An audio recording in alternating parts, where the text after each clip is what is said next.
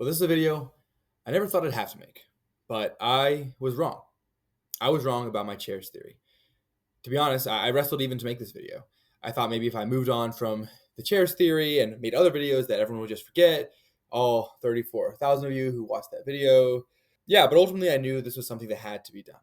To be honest, there's so much just disingenuousness in the world today, and I really want to be different. I've learned in my life that saying you're wrong can be one of the most freeing things out there. It's not a sign of weakness. And I'd argue it's really more of a strength that being wrong is part of life. And it's an opportunity to learn and grow and try to do better. I'm sure my family would have wished that I learned that a whole lot sooner. I did not like saying I was wrong growing up, to put it lightly. But to be honest, it took painful lessons to realize that I did not always have the right answers 100% of the time. And if I humbled myself and admitted to being wrong, I actually grew. And I did become a better person. Plus, no one really wants to be friends with someone who never admits they're being wrong. Anyway, with all of that being said, yes, I am confessing in this video that my chair theory is most likely not correct. Let me explain. So just to recap, I made my first video on July 6th. A video that made the case that the order of chairs we see in this promotion, the way it was laid out, was the order of appearance. The order we'll see those characters in Avengers Doomsday. And many of you agreed with me. This was definitely a possibility. And I believed in that idea so much that I followed it up with a defense of that video on August 8th. That video was kind of responding to some critiques of the theory, as well as kind of recapping what changes I would make based on the Fantastic Four movie, which had come out. After making that video and seeing all the positive responses on the second video, as well as the first, I was more confident than ever that my theory, it actually had a decently high chance of being somewhat true. But it was one comment that sent me spiraling. Quote, "This sounds great and all, but it also completely ignores how actors get billed in movies in general. The ones that really matter are at the very top and very bottom, and there are several things to consider when determining these placements. How long have they been with the franchise? How big is their star power outside their Marvel role? What are their salaries? Hence why Hemsworth gets top dibs. He's the only one of the original 6 to be officially returning. I don't think Marvel would spoil the general plot structure of the biggest film by the cast reveal alone. This just doesn't make sense." Well, at first, I just brushed it off, like I'd brushed off every other critique of my theory, and there were quite a few. I'd responded to arguments before. I was welcoming those against my theory. There was a way around this, and it wasn't even that difficult. So I quickly researched opening and ending credits and found 2 key responses. Number 1, if a film has an ensemble cast with no clear lead role, it is traditional to bill the participants alphabetically or in the order of their on-screen appearance. Boom, problem solved. Number 2, last billing. Last billing usually designates a smaller role, played by a famous actor. Now, the first thing I thought of was Cate Blanchett and Andy Serkis in The Hobbit, where they have small roles, fairly influential scenes, but they are not the leads by any means, but they're very famous actors, so they get placed as the with category in the end of the credits, with Andy Serkis, with Cate Blanchett. Very famous actors, but not more than one main scene, which is very different than Pedro Pascal and Robert Downey Jr., who are the last 2 on our list. We expect these 2 to play very important parts throughout the entire movie, not just key scenes. Armed with this, I was ready to respond to the comment and continue with my theory. But then I made the mistake of talking to my wife because she gave me the worst best idea. I explained my theory, as I always do, and I even explained how they put characters at the end of the credits who were never seen but were heard, like Groot, played by Vin Diesel, and Rocket Raccoon, played by Bradley Cooper in Infinity War. And then she asked, well, how did they list out all the characters in Infinity War in the ending credits? It's an ensemble, just like Doomsday. And I said, you know what? That's a great idea. Let's go check it out. So we cracked open the Infinity War end credits, and it went something like this. Okay, RDJ. Perfect. That makes sense. He's one of the main characters. Next, we have the rest of the OG Avengers, then the secondary Avengers, then all the Guardians of the Galaxy, Loki. We got some secondary Avengers, some side characters, and finally, like I mentioned, the 2 faceless credits for Groot and Rocket. Here we are. Now the withs. Gwyneth Paltrow, Benicio del Toro. That makes sense. Of course, last but not least, the villain, Josh Brolin as Thanos. Just like I remember... Wait a second. Wait, we're missing someone. Did I miss him? Did I just... No, wait. I can't. Friends, that just about broke me. Let me spell it out, just in case you're not tracking. Chris Pratt was the last person on the credits. Why? Well, he was a very big star at that time. Think both Jurassic World movies, Lego Movie, Magnificent Seven, obviously Parks and Rec, Passengers. He had been the lead in several movies in that time period.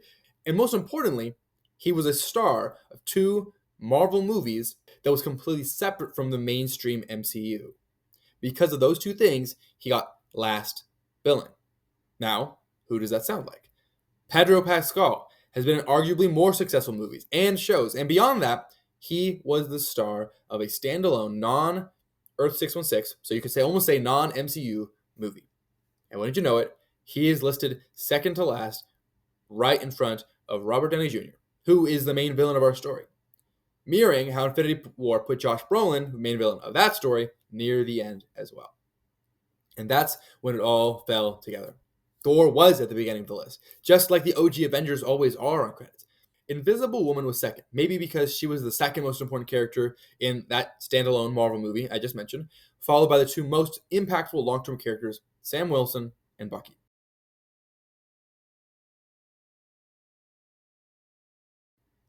And then it makes sense, all of a sudden, why the X-Men are at the end. They're almost like special guests too, and why some of the lesser characters find themselves in the middle.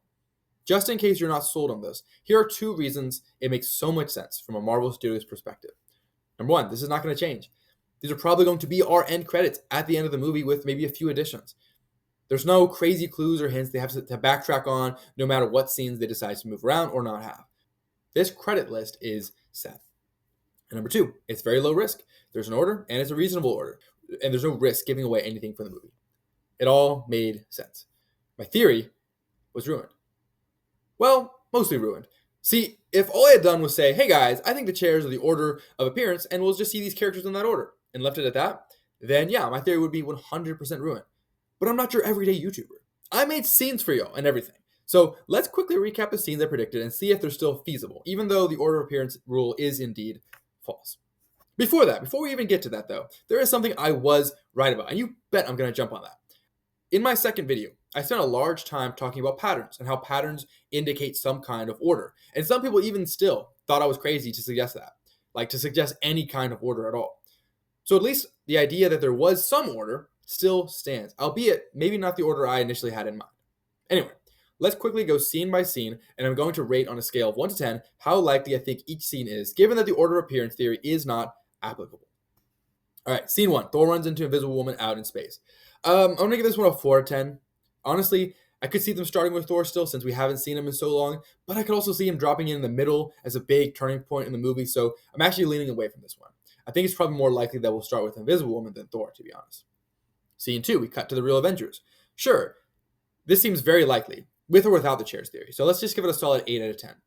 Scene 3, ship crashes into the ocean, and Namor tells his warriors that we need to go take a look.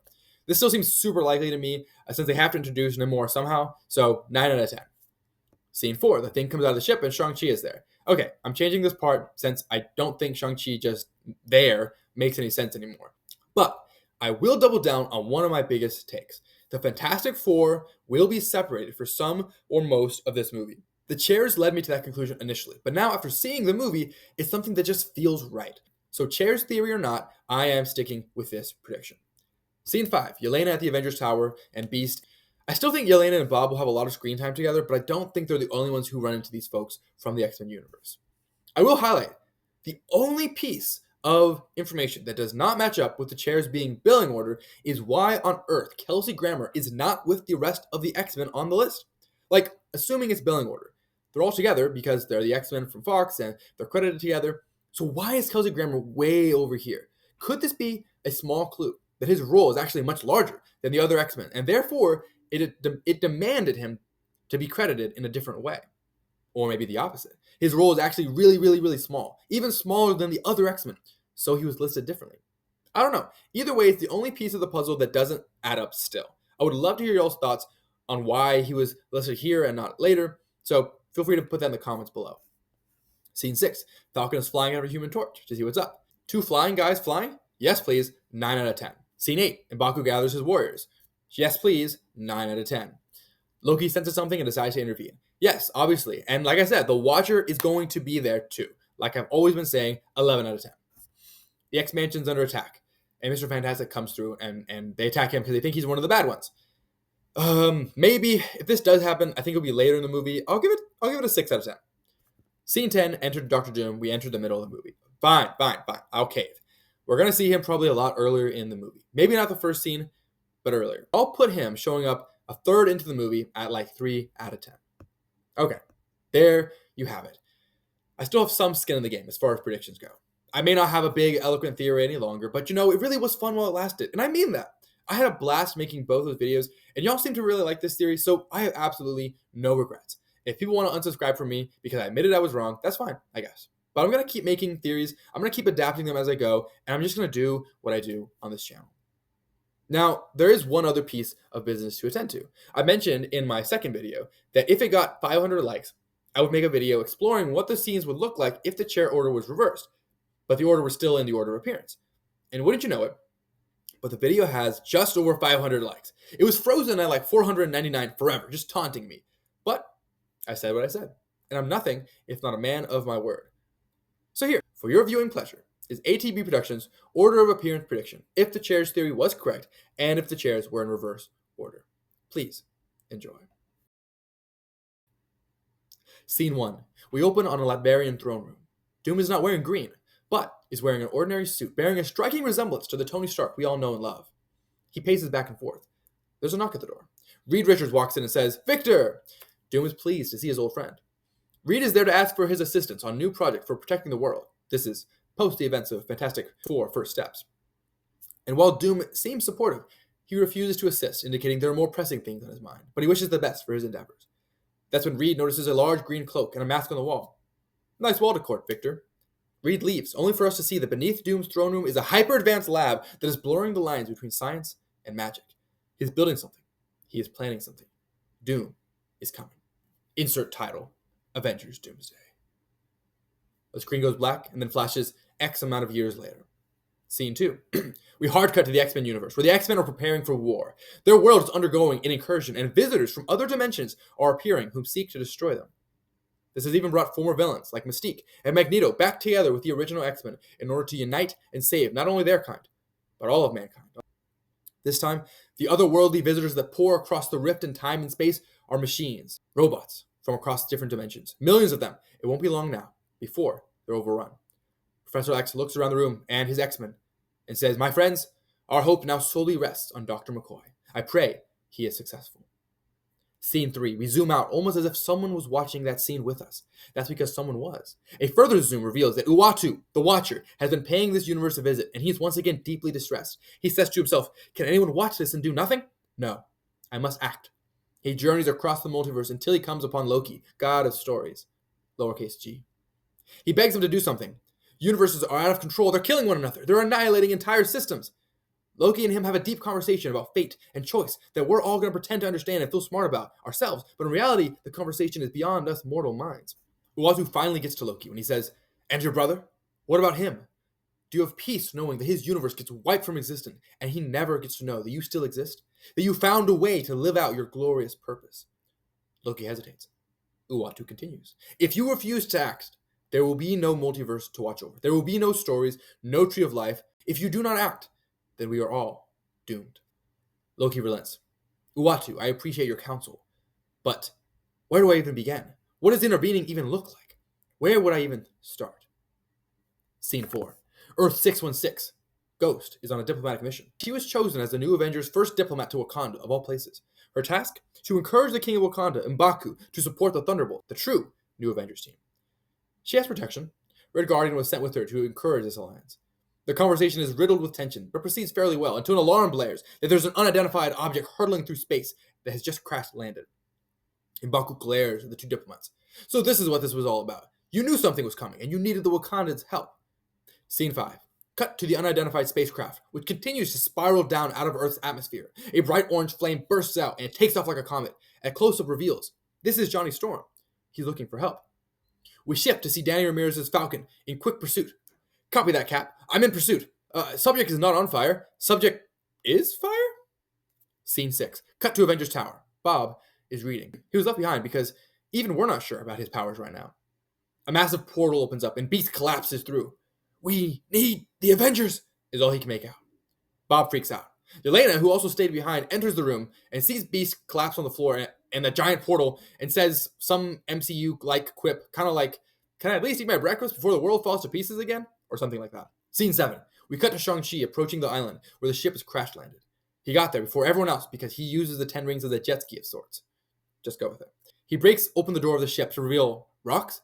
No, it's Ben Grimm, the Thing. Ben says, "Appreciate that, pal. Now, by any chance, could you pull me towards a deli or something? We ran out of food a bit back." You do have delis in this universe, right? He's interrupted by Namor and company, rising from the ocean. He looks at the two intruders and simply says, "You are trespassing on my territory. Leave, or you will be forced to leave." Ben says, "Flying fish people. Yeah, we're definitely not in Kansas anymore." Scene 8.